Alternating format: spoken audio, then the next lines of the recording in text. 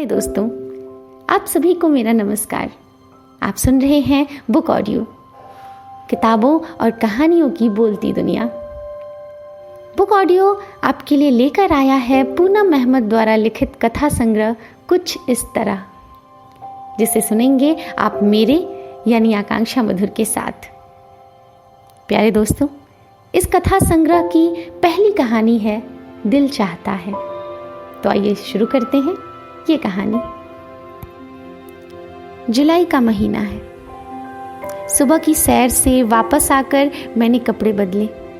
छाता होने के बाद भी कपड़े कुछ तो भीग ही जाते हैं। चाय का अपना कप लेकर मैं बालकनी में आकर चेयर पर बैठ गई और सुबह सुबह नीचे खेल रही छोटी बच्चियों पर नजर डाली।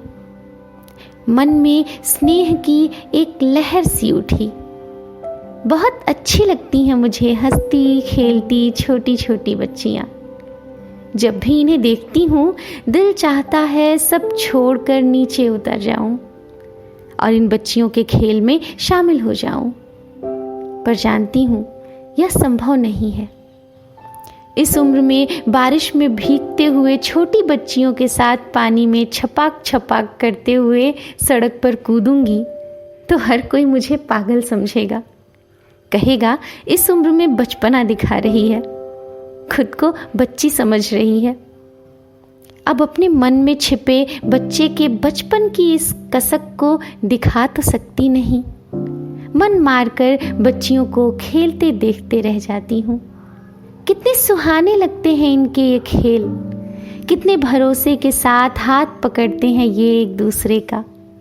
लेकिन बड़े होने पर न तो वे खेल रहते हैं, न खिलखिलाहट, न वैसा विश्वास और साथ। कहाँ चला जाता है यह सब। अभी सैर पर थी तो पार्क में कुछ युवा जोड़े एक दूसरे में खोए बैठे थे।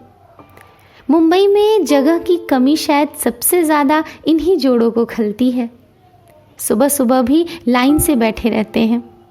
बराबर वाला जोड़ा क्या कर रहा है इसकी चिंता उन्हें नहीं होती। हाँ, देखने वाले अपने मन में कितने बेशर्म हैं ये युवा, सोचते कुड़ते हुए अपनी सैर पूरी करते हैं। लोगों का ध्यान अक्सर उन्हीं पर होता है, लेकिन वे जोड़े किसी की चिंता में अपना समय खराब नहीं करते। सैर की मेरी साथी भी जब अक्सर उन्हें कोस रही होती है, मैं मन ही मन सोच रही होती हूँ कि आह, यह उम्र क्यों चली गई। मीठे मीठे सपनों, सुंदर एहसासों की उम्र। अब क्यों हम अपनी जिम्मेदारियों में इतने व्यस्त हो जाते हैं कि यह सब कुछ बेमानी हो जाता है। मेरा तो आज भी दिल यही चाहता है कि अनिरुद्ध जब भी अपने काम से फ्री हो, हम दोनों ऐसे ही बाइक पर घूमने निकल जाएं। उनकी कमर में हाथ डालकर बैठना कितना अच्छा लगता था।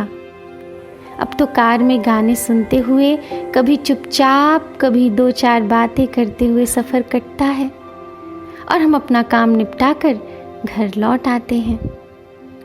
कई बार मैं स्नेहा और यश से जब कहती हूँ चलो अपना फ़ोन और कंप्यूटर बंद करो, कहीं बाहर घूमने चलते हैं, थोड़ा साथ बैठेंगे, या पिकनिक की बात करती हूँ, तो दोनों कहते हैं स्टॉप इट मॉम, क्या बच्चों जैसी बात करती हैं आप। इस उम्र में पिकनिक का शौक चढ़ा है आपको, हमें और भी काम है।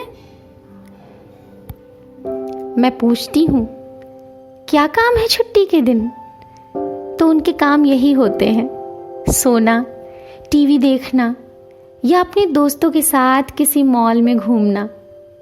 फिर मेरा दिल जो चाहता है वह दिल में ही रह जाता है।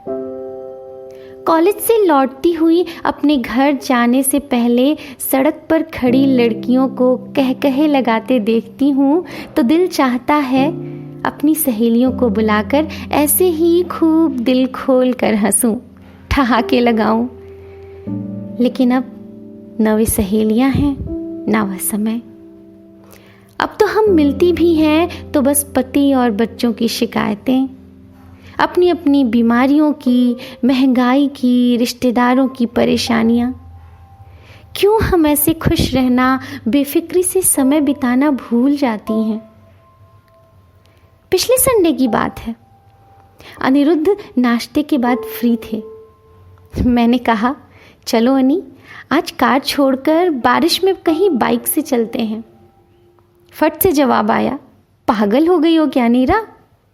हड्डियां तुड़वानी है क्या? बाइक स्लिप हो गई तो? कितनी बारिश हो रही है। अनी, पहले भी तो जाते थे हम दोनों। पहले की बात और थी, उन्होंने कहा। क्यों? पहले क्या बात थी जो अब नहीं है? कहकर मैंने उनके गले में बाहें डाल दी। अनी, मेरा दिल करता है हम अब भी बारिश में थोड़ा घूम कर रोमांस करें, एक दूसरे में खो जाएं। अनी हंसते हुए बोले, यह सब तो रात में भी हो सकता है, उसके लिए बारिश में भीगने की क्या जरूरत है। कुछ चेंज होगा अनी। क्या चेंज होगा? यही कि मुझे जुकाम हो जाएगा और मुंबई की सड़कों पर बाइक पर बैठकर तुम्हें दर्द। डार्लिंग, दिल को काबू में रखो, दिल का क्या है। मैं मन मारकर चुप रह गई थी। यह नहीं समझा पाई थी कि दिल करता है हम भीग जाएं, थोड़ी ठंड लगे, आकर कपड़े बदलकर साथ कॉफी पिए, फिर बेडरूम में चले जाएं। फिर बस इसके आगे नहीं समझा पाऊंगी। कभी कभी तो हद हो जाती है। दिल करता है खुद ही अकेले कार लेकर लॉन्ग ड्राइव पर निकल जाऊं, कहीं दूर खुले रेस्तरां में बैठकर कॉफी पीऊं, फिर वहां कोई मिल जाए जो मेरा अच्छा दोस्त बन जाए, बस एक दोस्त, इसके आगे कुछ नहीं, जो मुझसे ढेर सारी बातें करे, जो मेरी ढेर सी बातें सुने। अभी मैं और पता नहीं क्या क्या सोचती कि जम्हाई लेते हुए अनिरुद्ध आए और बोले, यहाँ क्या कर रही हो सुबह सुबह, चाय मिलेगी? और मैं यह सोचती हुई कि सच ही तो कहते हैं अनी, दिल का क्या है, दिल तो पता नहीं क्या क्या सोचता है। उठकर अपने रोज के कामों में व्यस्त हो गई।